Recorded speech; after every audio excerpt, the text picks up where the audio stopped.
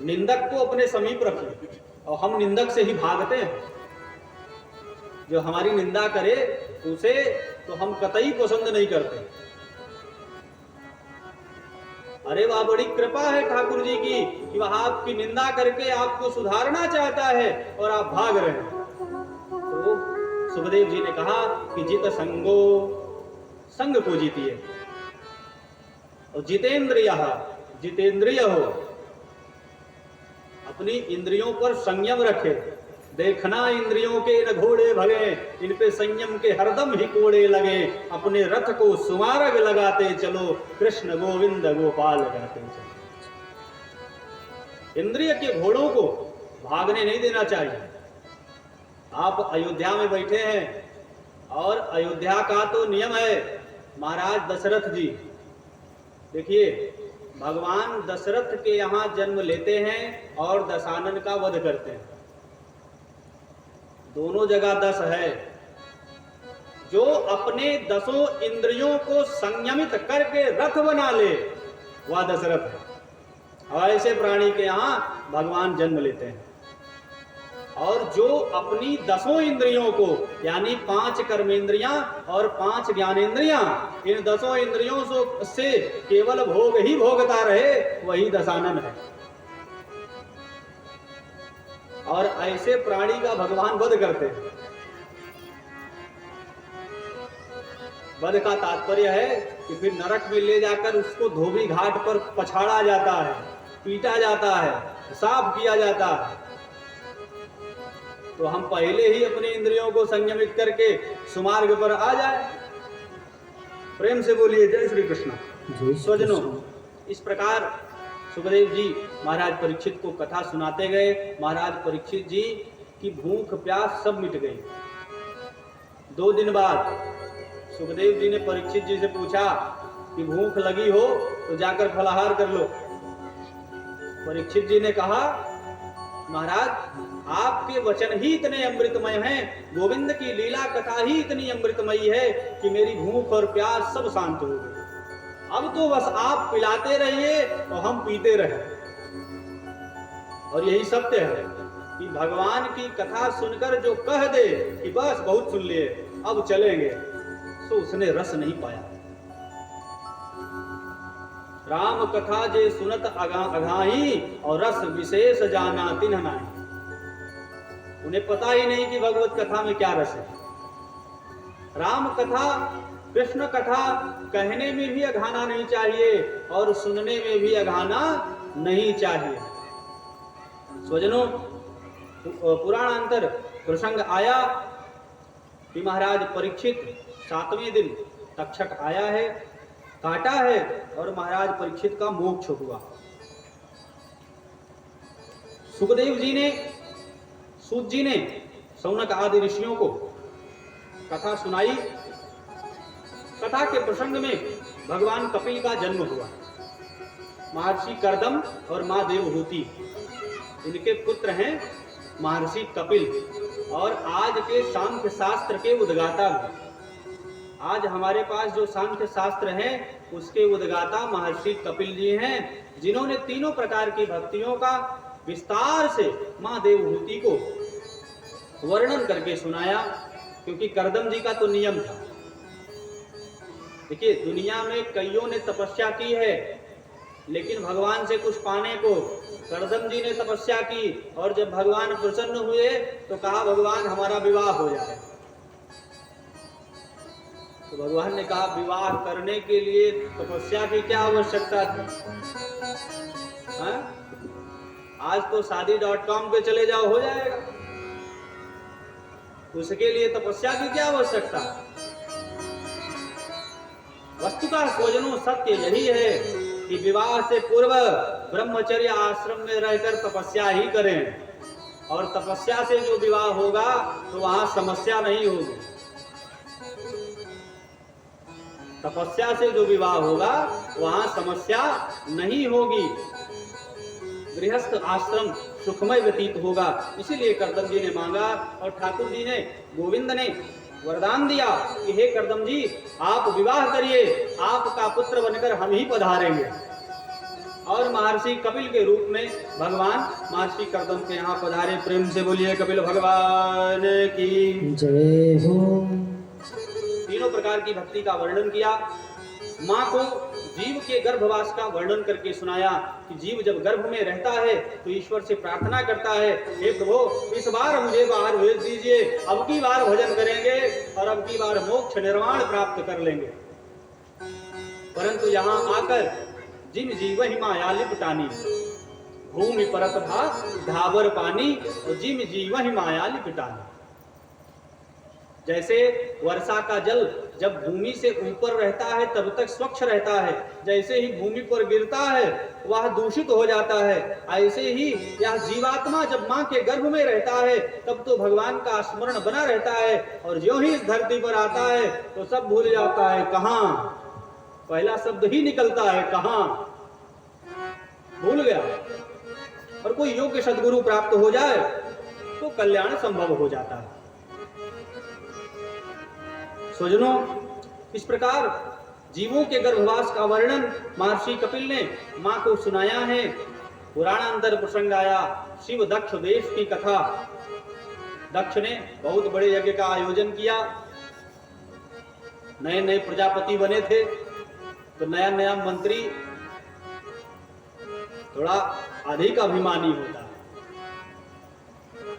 जो अभिमानी पुरुष होते हैं उनके सम्मान में कितने लोग खड़े हुए या नहीं देखेंगे, कितने बैठे हैं ये जरूर गिन लेंगे। तो दक्ष की सभा में भूत भावन भोलेनाथ भी बैठे थे। दक्ष जब सभा में पधारे सभी देवता खड़े होकर अभिवादन करने लगे, परंतु भगवान भोलेनाथ नहीं खड़े हुए। बस इतने के कारण दक्ष क्रोधित हो और अपने शब्दों को इतनी बढ़िया धार देकर बोल रहा है कि लग रहा है, कह भी रहा है कि मैं क्रोधित नहीं होता हूं, सत्य वचन कहता हूं। इस शिष्टों की सभा में एक अशिष्ट आकर बैठ जाए तो पूरी सभा का महत्व नष्ट हो जाता है। और कहे शंकर जी को रहे, शंकर जी सुन रहे हैं। नंदी जी से नहीं रहा गया। नंदी जी ने कहा बाबा हमको आदेश दीजिए, हम जवाब देंगे। भगवान ने कहा देखो भैया ये है ससुराल, और ससुराल में गाली मिलती है तो गरिया रहे हैं, सुनने दो, तुम बीच में मत पड़ो। अरे लोग पहले सुनते हैं, हम बाद में सुन रहे हैं, बस इतने अंतर है। अच्छा, राम जी को भी खूब गरियाया था मिथिला वालों ने। एक राम कथा के बड़े अच्छे वाचक हुए मामा जी। तो पूज्य मामा जी कहते थे कि हम मिथिलावासी राम जी को जो दे सकते हैं वह अवधवासी नहीं दे सकते, वह अयोध्यावासी नहीं दे सकते, कहीं का वासी नहीं दे सकता। तो किसी भक्त ने पूछा कि मामा जी ऐसा क्या है जो आप दे सकते हैं हम नहीं दे सकते? तो मामा जी ने कहा हम गाली दे सकते हैं, तुम दे के दिखाओ।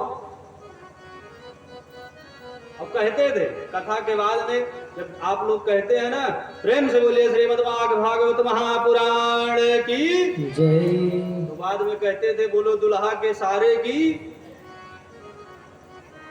तो मिथिला के थे, मैथिल भाव था, वो कहते थे, बड़े अच्छे रसिक संत थे। यहाँ दक्ष ने किसी की ओर नहीं देखा, शंकर जी को देखा कि बैठे हैं, सो कहने लगा। शंकर जी सुन रहे थे, सुनते सुनते नंदी से नहीं रहा गया। नंदी खड़े हो गए,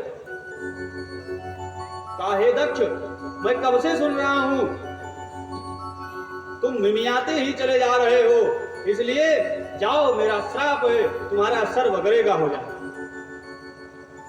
इतने में भृगु महर्षि खड़े हो गए। कहा नंदी ये ससुर दामाद के बीच की बात थी, तुम बीच में क्यों बोले? मैं भी श्राप देता हूं, जितने शैव मार्गी हैं वह सब भ्रष्ट हो जाएं, पाखंडी हो जाएं, भक्ष अभक्ष का कोई विचार न करें। महाराज वह थी तो सम्मान सभा, परंतु हो गई साप सभा। सब एक दूसरे को श्राप दिए जा रहे थे। शंकर जी ने कुछ नहीं शंकर जी कुछ बोले नहीं, धीरे से नंदी को इशारा किया और कहा ऐसा है मामला बिगड़े इससे पहले चल पड़ो। शंकर जी चले आए। इसके बाद दक्ष ने शंकर जी को नीचा दिखाने के लिए एक महायज्ञ का आयोजन किया, जिसे बारहस्पत्य यज्ञ कहते हैं। ये सब वैदिक यज्ञ हैं, आजकल देखने में नहीं आते, क्योंकि इन्हें करने में सब समर्थ भी नहीं है और कराने वाले ब्राह्मण भी अब उतने उपलब्ध नहीं। उस महायज्ञ का आयोजन किया, उसमें भोलेनाथ को आमंत्रण नहीं दिया, पूरे देवताओं को दिया, नाग यक्ष किन्नर गंधर्व सबको दिया, भोलेनाथ को आमंत्रण नहीं दिया। अच्छा, देवता भी इतने ईर्ष्यालु, जाने के और भी मार्ग थे, लेकिन भगवान के कैलाश के ऊपर से विमान घड़घड़ाते हुए जा रहे हैं कि देखो तुम्हारे ससुर ने तुमको निमंत्रण नहीं दिया, हमको दिया, हम जा रहे हैं। तो भगवान ने तो ध्यान नहीं दिया, परंतु मां से नहीं रहा गया। मां ने भोलेनाथ से पूछा कि हे भोलेनाथ, यह विमान आज सुबह से ही चले जा रहे हैं, कहां जा रहे हैं? तो भोलेनाथ ने कहा, ऐसा है, विमान पर ध्यान मत दीजिए, कथा पर ध्यान दीजिए। परंतु मां का तो ध्यान विमान पर रहा। अंतिम में भोलेनाथ को बताना पड़ा कि तुम्हारे पिता के यहाँ बहुत बड़ा उत्सव है और हमें नीचा दिखाने के लिए निमंत्रण नहीं दिया। मैया मचल उठी, कहा हो सकता है चिट्ठी किसी ने दबा ली हो सकता है डाक समय पर न पहुंची हो। पिताजी ने भेजा तो होगा निमंत्रण, पहुंचा नहीं है, इसलिए आप हमें जाने दीजिए, हम जाकर मनाएंगे और पिताजी आएंगे, आपको लेकर चलेंगे। भोले बाबा ने बहुत समझाया। राही न दक्ष कुमार, जब जान गए कि ये नहीं रुकने वाली हैं, तो कुछ गणों को साथ दिया और दक्ष के यज्ञ में मां को जाने की अनुमति दे दी। मां चल पड़ी, परंतु किसी ने सम्मान नहीं किया। भोलेनाथ ने कह दिया था कि आवत ही हर से नहीं, नैनन नहीं स्नेह, तुलसी न जाए, कंचन बरसे में। स्वर्ण की बारिश हो रही है, सुवर्ण बरस रहे हो तो जहां सम्मान न हो वहां जाना नहीं चाहिए। परंतु मां से नहीं रहा गया, पहुंच गई और दक्ष ने पहले ही सबको आतंकित किया था। किसी ने यदि सती से बात की तो मृत्यु दंड मिलेगा, इसलिए कोई नहीं बोला। सादर भले ही मिली एक माता, भगिनी मिली बहुत मुस्कान। एक मां थी जो दौड़कर सती जी को, मां को गले लगा। अब बहन तो मुस्कुरा रही थी, देखो इसको बुलाया नहीं था फिर भी आ गई। बहनें जितनी दूर खड़ी थी वो सब मुस्कुरा रही थी, देखो बिना निमंत्रण के आ गई। और जब सती जी ने यज्ञ स्थल की ओर ध्यान दिया, यज्ञ मंडप को देखा तो कतहु न दीख शंभु कर भागा, शंकर जी का भाग ही न दिखा। मां तो क्रोधित हो गई, क्योंकि स्त्री के लिए सबसे बड़ा अपमान है उसके पति का। स्वजनों, एक बार किसी ने पूछा था कि पुरुष जो धार्मिक कृत्य करते हैं उसका आधा तो पत्नी को मिल जाता है, तो पत्नी जो धार्मिक कृत्य करती हैं उसका आधा पुरुष को क्यों नहीं मिलता? ये तो पुरुषों के साथ अत्याचार है, अन्याय है। वस्तुतः बंधुओं, आप ध्यान दें कि माताएं जितना व्रत रखती हैं, एक बताओ जो अपने लिए रखती है, कभी पुत्र के लिए, कभी पिता के लिए, कभी पति के लिए, अपने लिए कोई नहीं। इसलिए वो रखती ही आपके लिए है, तो आधा का बात ही नहीं। मां ने देखा जब शंभु का भाग नहीं दिखा, शंकर जी का भाग ही न दिखा, तो मां क्रोधित हो गई और क्रोधित होकर योग अग्नि में नहीं। आज कई बहनें कहती है ना कि सती जी ने भी तो आग लगा ली थी, तो सती जी ने योगाग्नि में जली थी, मिट्टी का तेल डाल के नहीं जली थी। आज कईयों को सुनते हैं हम, वो कहती है महाराज जी सती जी ने भी तो आग लगा ली थी। लेकिन सती जी ने योग क्रिया के द्वारा अग्नि प्रकट की और मरते समय भी जन्म जन्म शिव पद अनुरागा, सती मरत हरिशन वर मांगा, जन्म जन्म शिव पति अनुरागा। इतना कष्ट सहने के बाद भी मां सती ने कहा कि मुझे शिव ही पति रूप में प्राप्त हो। भगवान हरि से निवेदन किया तो अगले जन्म में पार्वती बनकर उपस्थित हुई।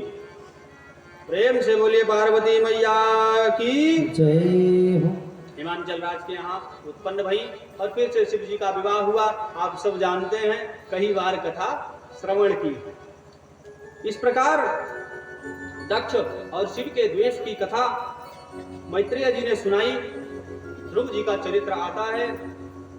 5 वर्ष का क्षत्रिय बालक मां के वचनों पर मचल गया और मचलकर महाराज उत्तानपाद के 2 पत्नियां सुरुचि और सुनीति। सुनीति बड़ी पत्नी है, सुरुचि छोटी पत्नी। तो महाराज सुरुचि को ज्यादा सुनते हैं और सुनीति के लिए अलग से भवन बना दिया। सुनीति के ही पुत्र हैं ध्रुव। एक दिन ध्रुव खेलते हुए पिता के सिंहासन पर जाकर गोद में बैठ गए। महाराज उत्तानपाद के सुरुचि आई और ध्रुव को गोद से उतार दिया। कहा, हे पुत्र, यदि तुम्हें पिता की गोद में बैठना हो तो जाओ तपसाराध्य पुरुषम, भगवान की तपस्या करो और भगवान से वरदान मांगो कि अगले जन्म में तुम्हें मेरा पुत्र बनाकर उत्पन्न करें। इस जन्म में तुम पिता की गोद में नहीं बैठ सकते। 5 वर्ष का बालक रोते हुए मां के पास पहुंचा। मां सुनीति को सब कुछ बताया। तो मां सुनीति, जिसका नाम ही सुनीति, उसका कार्य भी सुनीतिपूर्ण ही होगा। मां सुनीति ने ध्रुव से कहा, बेटा, तुम्हारी मां सुरुचि ने तुम्हें ठीक ही कहा है। अरे तुम इस पिता की गोद में बैठने के लिए मचल रहे हो, यदि तपस्या कर लो तो उस परम पिता की गोद तुम्हें प्राप्त हो जाएगी। आज की पत्नी होती तब महाराज द्वारे पे पुलिस खड़ी होती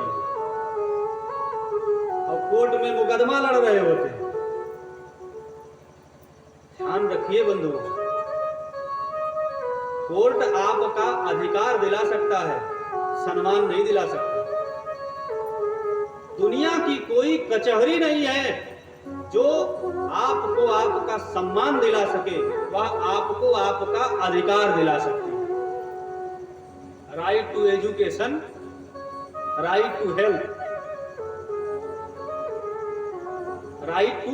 राइट आपका अधिकार, सम्मान नहीं दिला सकती। इसलिए मां सुनीति ने कहा, पुत्र, तुम्हारी मां ने ठीक कहा है, तुम जाकर भगवान की तपस्या करो। बालक ध्रुव जंगल की ओर चल पड़ा और मात्र 6 माह में भगवान को प्रकट कर लिया। एक पैर पर खड़े होकर अंगूठे के बल पर श्वास गति को जीत कर अपनी श्वास को अवरुद्ध कर लिया तो देवताओं की श्वास अवरुद्ध हो गई। देवता श्वास ही न ले पाए। ब्रह्मा जी के पास पहुंचे, कहा, ब्रह्मा जी, हम तो सांस ही नहीं ले पा रहे हैं। ब्रह्मा जी भगवान के पास पहुंचे। भगवान ने कहा, मेरा एक बालक भक्त ध्रुव तपस्या कर रहा है और उसने अपनी श्वास को जीत लिया है, इसलिए मैं उसका दर्शन करने जा रहा हूं, तुम्हारी श्वास शुरू हो जाएगी। भगवान ने ये नहीं कहा कि दर्शन देने जा रहा हूं, भगवान ने कहा दर्शन करने जा रहा हूं। ध्रुव के पास भगवान पहुंचे। प्रेम से बोलिए विराट भगवान की जय। भगवान प्रकट हो गए और ध्रुव जी आंख बंद किए। ध्रुव जी आंख ही न खोले तो भगवान को ध्यान में आया। भगवान ने अपना स्वरूप ध्रुव जी के अंतःकरण से अंतर्हित कर दिया। ध्रुव जी की आंख खुली तो सामने देखा कि जो अंतर हृदय में है वही बाहर खड़ा है। अंतर बहिश्च तत्सर्वम, वह अंदर और बाहर दोनों है। अब 5 वर्ष का बालक न वेद पढ़ा न शास्त्र पढ़ा, वह सोचे कि स्तुति कैसे करें। ध्यान दीजिए, जब भगवान मूर्ति रूप में होते हैं तो उनकी पूजा होती है, लेकिन भगवान यदि स्वयं प्रकट हो जाएं तो उनकी स्तुति होती है, पूजा नहीं होती। तो फिर चंदन, अक्षत, धूप, दीप, नैवेद्य ये सब नहीं चढ़ाए जाते, फिर हाथ जोड़कर स्तुति होती है। और ध्रुव जी पढ़े लिखे तो थे नहीं, तो वेद तो पढ़े नहीं थे। 5 वर्ष का बालक भगवान समझ गए और भगवान ने अपने शंख को ध्रुव जी के कपोल से छुआ दिया। कपोल में शंख छूते ही ध्रुव जी के भीतर तो वेदांत फूट पड़ा। योऽन्तः प्रविश्य ममवाच मिमां प्रसुप्ताम, हे भगवान आपने मेरी सोई हुई वाणी को जगा दिया। प्रसुप्ताम, आप धन्य हैं, आपको बारंबार प्रणाम है। भगवान ने कहा ये सब बंद करो और ये बताओ तुम तपस्या किस लिए कर रहे थे। तो ध्रुव ने कहा, ये भगवान पूरी कहानी बताई और भगवान ने कहा तथास्तु, जाओ 36,000 वर्ष राज्य करो और राज्य करने के पश्चात तुम्हें मेरे धाम की प्राप्ति होगी। और मेरे ही नहीं, तुम्हारे लिए हम एक अलग धाम ही बना देंगे, जिसका नाम होगा ध्रुव लोक। समस्त सृष्टि का तो प्रलय होता है, लेकिन ध्रुव लोक का प्रलय कभी नहीं होता। 36,000 वर्ष ध्रुव जी इस धराधाम पर शासन किए और अंत में अपनी माता सहित ध्रुव लोक को प्राप्त हुए। महाराज पृथु का चरित्र आता है। महाराज पृथु भगवान से वरदान में मांगे कि हमें 10,000 कान दे दो। हम सब मकान मांगते हैं, दुकान मांगते हैं।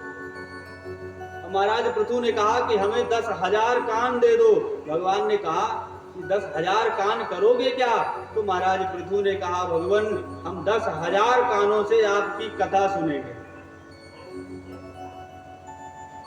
भगवान ने तथास्तु कहा और 10,000 कानों जितनी श्रवण शक्ति महाराज पृथु को प्रदान की। प्रेम से बोलिए जय श्री कृष्ण।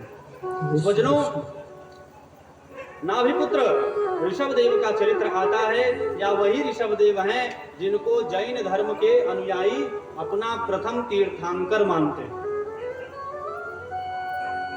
इसलिए सनातन धर्म तो जड़ है, सनातन धर्म सबकी जड़ है। ऋषभदेव जैन धर्म के प्रथम तीर्थंकर हैं। इन्हीं के पुत्र हुए भरत जी। 1 करोड़ वर्ष तक पृथ्वी का शासन किया और शासन करने के पश्चात अपने पुत्र को राज्य देकर जंगल में तपस्या करने चले गए। एक दिन संध्या काल को तपस्या कर रहे थे भरत जी, एक मृगी जो गर्भस्थ थी, गर्भ में शिशु था,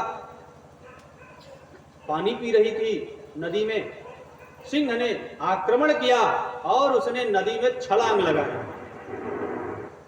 छलांग लगाने के कारण गर्भ का जो शिशु था वह जल में गिर गया और मृगी का प्राणांत हो गया।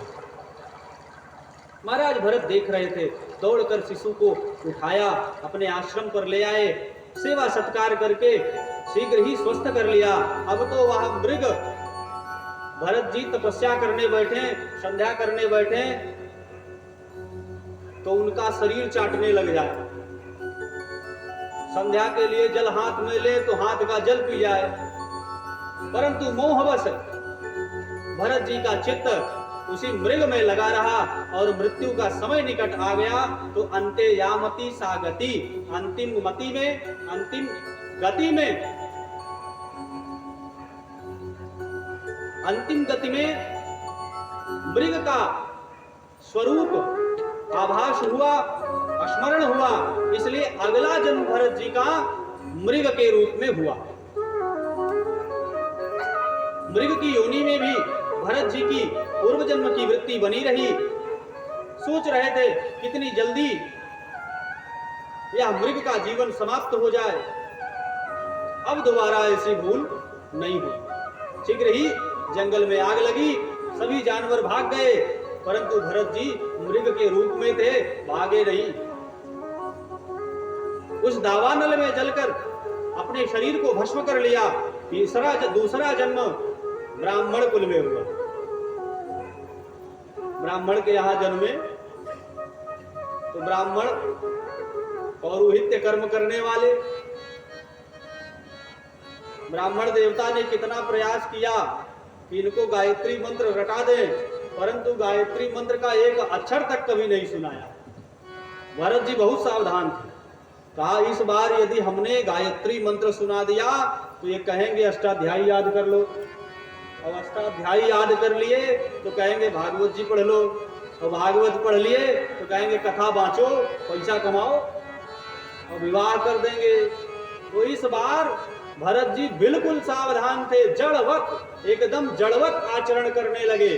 कोई कुछ दे दे तो खा लें, नहीं तो मांगे नहीं। कुछ दे दे तो पहन लें, नहीं जो पहने हैं पहने ही रहे। कभी नहा लें, कभी वो भी नहीं। एकदम जड़वत आचरण करने लगे। तो पिता ने नाम ही रख दिया जड़ भरत। भरत नाम था, और जड़ होने के कारण, मूर्ख समझने के कारण सबने इनको जड़ भरत कर दिया। एक दिन पिता का स्वर्गवास हो गया, माता का भी वैकुंठवास हो गया। अब भाई और भाभियों का राज आया। तो भाई तो कुछ न बोले, परंतु भाभी ने एक दिन कहा कि ये पड़ा पड़ा खाता रहता है, इससे कुछ काम धाम लिया करो। काम न काज का तो दुश्मन अनाज। ऐसे लोग होते हैं। एक आदमी था, वो खाता बहुत था और बार बार कहता था कि दाने दाने पे लिखा है खाने वाले का नाम। तो बगल में एक आदमी बैठा था, उसने कहा दाने दाने नहीं, तुम तो कहो कि बोरे बोरे पर लिखा है खाने वाले का नाम।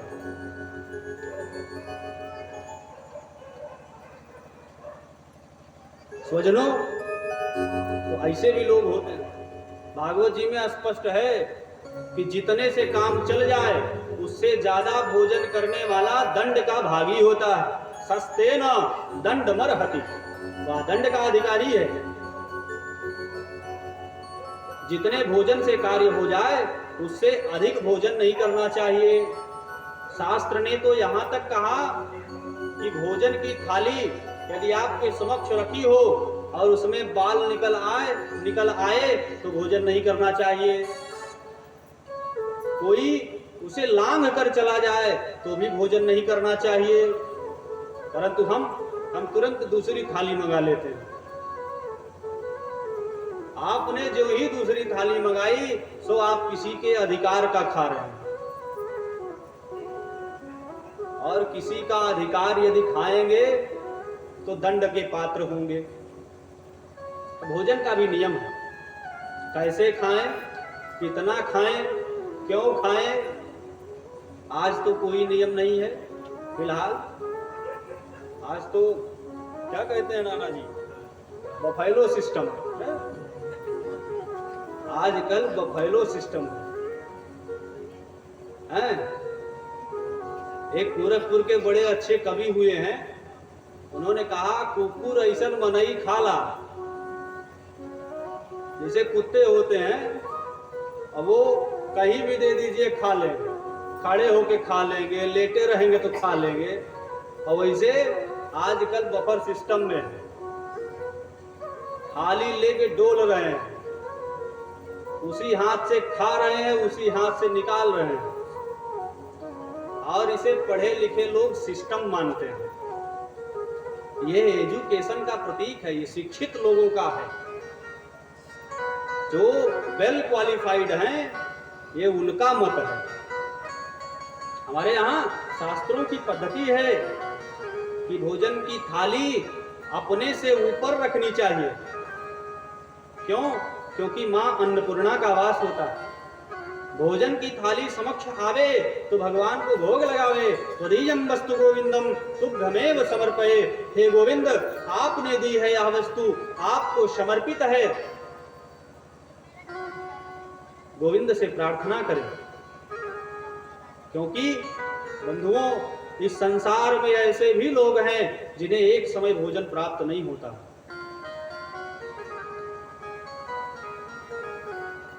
आपने अपनी संस्कृति छोड़ दी और आपकी संस्कृति अंग्रेज अपना रहे हैं।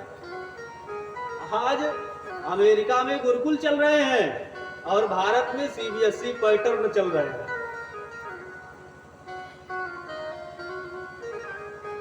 हम अपनी ही संस्कृति को दकियानूसी कह दिए और आपकी ही संस्कृति को उठाकर पाश्चात्य सभ्यता वालों ने शिक्षा ग्रहण कर ली।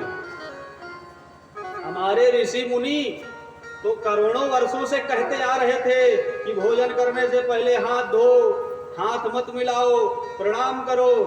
अब कोरोना आया तो सब समझ में आ गया कि भैया सोशल डिस्टेंसिंग रखो, मास्क लगाओ। वहीं आ गए ना। और एक बात बताता हूं, पहले हमारे गांव में जो अनपढ़ होता था वह बुजुर्ग अंगूठा लगाता था। अब फिर थोड़ा शिक्षित हुए तो फिर हम साइन करने लगे, हस्ताक्षर करने लगे। फिर समय बीता, हम और शिक्षित हो गए, हम फिर अंगूठा लगाने लगे। अब फिंगरप्रिंट लगा रहे हैं। आप जहां से चले हैं आप वहीं फिर आएंगे। प्रेम से बोलिए जय श्री कृष्ण। जय श्री कृष्ण। स्वजनों, महाराज पृथु का चरित्र सुनाकर प्राचीन बरही का उपाख्यान सुनाया है, पुरंजनोपाख्यान सुनाया, प्रियव्रत जी का चरित्र सुनाया है। ये वही प्रियव्रत हैं जिन्होंने सूर्य रात्रि को देखकर अपने मन में निश्चय किया कि यदि रात्रि ही न हो तो संसार के कार्य रुकेंगे नहीं, चलते ही रहेंगे। अपने रथ पर विराजमान हो गए, करोड़ों सूर्य के समान दीप्तिमान होकर विचरण करने लगे। रात्रि हुई ही नहीं, रात्रि होने ही नहीं दी। ब्रह्मा जी प्रकट हो गए और कहा प्रियव्रत जी ये भी आवश्यक है। अरे रात्रि नहीं होगी तो व्यक्ति विश्राम कैसे करेंगे, और विश्राम नहीं करेंगे तो जीवन कम हो जाएगा, आयु कम हो जाएगी। विश्राम भी आवश्यक है। वस्तुतः प्रेम से बोलिए जय श्री कृष्ण। जय श्री कृष्ण। स्वजनों, जड़ भरत जी का चरित्र सुनाया। जड़ भरत जी अब दूसरे जन्म में बिल्कुल सावधान थे और जड़वत आचरण करने के कारण इनका नाम जड़ भरत पड़ गया। पिताजी ने बहुत प्रयास किया परंतु पिताजी गायत्री की व्याहृति भी इनको याद नहीं करा पाए। पिताजी चल बसे, भाइयों का राज्य आ गया। भाभीियों के कहने पर एक दिन भैया ने जड़ भरत जी को कहा कि तुम घर में बैठे बैठे खाते रहते हो, चलो खेत में। खेत जोतने के बाद कुछ कोना रह जाता है तो कुदाल पकड़ा दी और कहा इसको खोद डालो। और जड़ भरत जी खोदते खोदते कुआं बना दिया। तो शाम को भैया पहुंचे तो कहा राम राम, हमने तुम्हें खोदने के लिए कहा था, कुआं बनाने के लिए नहीं कहा था। दूसरे दिन जड़ भरत जी से कहा ऐसा है कि तुम कोना मत खोदो, खेत में बाजरे की फसल है और चिड़ियाओं को भगाते रहो, पक्षियों को भगाते रहो। कौन भगाने की कहे, जड़ भरत जी बुला रहे थे और बुला बुला के चिड़ियों को चुगा रहे थे। दौड़कर भाई आया और उसने कहा ये पागल हो गया है, 2 थप्पड़ मारकर भगा दिया। चल पड़े। ना पाने की खुशी और ना खोने का गम, ये नहीं होगा। ना पाने की खुशी ना खोने का गम, जब यह हो जाएगा तब मान लीजिए कि आप भक्त बनने की पहली सीढ़ी पर हैं। स्वजनों, जड़ भरत जी चल पड़े। मार्ग में जंगल पड़ा और उस जंगल में एक दस्युराज डाकू देवी को, भवानी को बलि चढ़ा रहा था। जिस नर पशु को बांध रखा था वह कहीं भाग गया तो सेवकों को आदेश दिया कि कोई नर बलि पकड़ कर ले आओ। सो मोटे ताजे जड़ भरत जी को ही देखा तो जड़ भरत जी करना धरना कुछ नहीं, जो बैठ के खाए वो और मोटा ताजा हो। तो मोटे ताजे थे, इन्हीं को पकड़ कर ले गए। बढ़िया बढ़िया मालपुआ खिलाया गया, रसगुल्ला खिलाया गया। जड़ भरत जी खाते रहे, बढ़िया वस्त्र पहनाया, जड़ भरत जी मन में सोचे बड़े अच्छे व्यक्ति हैं। और जब पंडित जी ने कहा कि अब सर नीचे करो और खड्ग उठाई, जड़ भरत जी को समझ में आया कि अब तो बलिदान होने वाला। परंतु जाको राखे साइया मार सके ना कोई, बाल न बांका कर सके जो जग भरी। भद्रकाली प्रकट हो गई और प्रकट होकर उस दस्युराज से खड्ग छीनकर समस्त दस्युओं का वध कर दिया। प्रेम से बोलिए भद्रकाली महारानी की जय हो। जड़ भरत जी चल पड़े। मार्ग में सिंधु शोवीर देश का राजा रघुगण पालकी से कपिल मुनि के आश्रम सत्संग के लिए जा रहा था। एक कहार बीमार हो गया पालकी का, तो राजा ने कहा कि राजा के लिए सभी प्रजा सेवक ही होती हैं, किसी को पकड़ लो और पालकी में लगाओ। और तो कोई मिला नहीं, जड़ भरत जी मिल गए तो जड़ भरत जी को पकड़ कर ले आए। अब जड़ भरत जी महात्मा, जड़ भरत जी धरती पर चले तो दो हाथ देख कर चले कि कहीं कोई चींटी चींटा न दब जाए, तो कूद कूद कर चलते थे। तो पालकी लेकर चलने वाला जब कूदेगा तो पालकी में बैठने वाले की क्या स्थिति। तो राजा का सर पालकी में लड़ा और राजा ने पालकी के भीतर से ही आदेश किया, मानो व्यंग बाण कहा कि लगता है कि तुम बहुत दुबले हो, तुमने कुछ खाया नहीं है। दोबारा यही जड़ भरत जी ने किया तो राजा थोड़ा क्रोधित होकर बोला कि यदि मैं बाहर आ गया तो करोमि ते चिकित्साम, तुम्हारी चिकित्सा कर दूंगा। अब तो जड़ भरत जी से नहीं रहा गया। कहा यदि अब नहीं बोले तो ये बोलता ही जाएगा। हमेशा मौन रहना भी अच्छा नहीं है, बोलना चाहिए लेकिन समय पर। जड़ भरत जी बोल पड़े। कहा राजन, गंतुर यदि स्यादधिगम्य मध्वा, हे राजन यदि तुम कहते हो कि मैं दुबला हूं, ये तुम्हारी दृष्टि का दोष है, क्योंकि आत्मा न दुबली होती है न मोटी होती है। मैं शरीर नहीं हूं, मैं तो शुद्ध चिन्मय आत्मा हूं। स्थौल्यम कार्श्यम व्याधय आधयश्च, आधि और व्याधि ये शरीर को होते हैं, आत्मा को नहीं होते। राजा रघुगण तो पालकी से नीचे उतर पड़ा, चरणों पर गिर पड़ा और कहा महाराज आप कौन हैं। कस्तम निगूढ़श्चरसि द्विजानाम, आप द्विज हैं और ऐसे वेश में कहां विचरण कर रहे हैं। भरत जी ने रघुगण को तत्व ज्ञान का उपदेश किया है। पूरे तत्व ज्ञान, पूरे भागवत महापुराण और समस्त शास्त्रों का मत यही है कि ब्रह्म सत्यम जगन मिथ्या। पूरे वेदांत का मतलब केवल यही दो शब्द हैं कि ब्रह्म सत्यम जगन मिथ्या। एक ब्रह्म ही सत्य है और जगत मिथ्या है, इसीलिए इसे संसार कहा जाता है। संसृति इति संसारः, जो प्रतिपल सरक रहा है। प्रेम से बोलिए जय श्री कृष्ण। स्वजनों, आरती का समय संदिग्ध है। आज तो समय का पता चल गया, कल नहीं चला। तो रघुगण को तत्व ज्ञान का उपदेश महाराज जड़ भरत जी ने किया है, रघुगण का कल्याण किया। कल हम सब आगे की चर्चा करेंगे। इन्हीं शब्दों के साथ अपनी वाणी को विराम दूंगा। प्रेम पूर्वक हरे राम राम राम सीता राम राम राम, हरे राम राम राम सीता राम।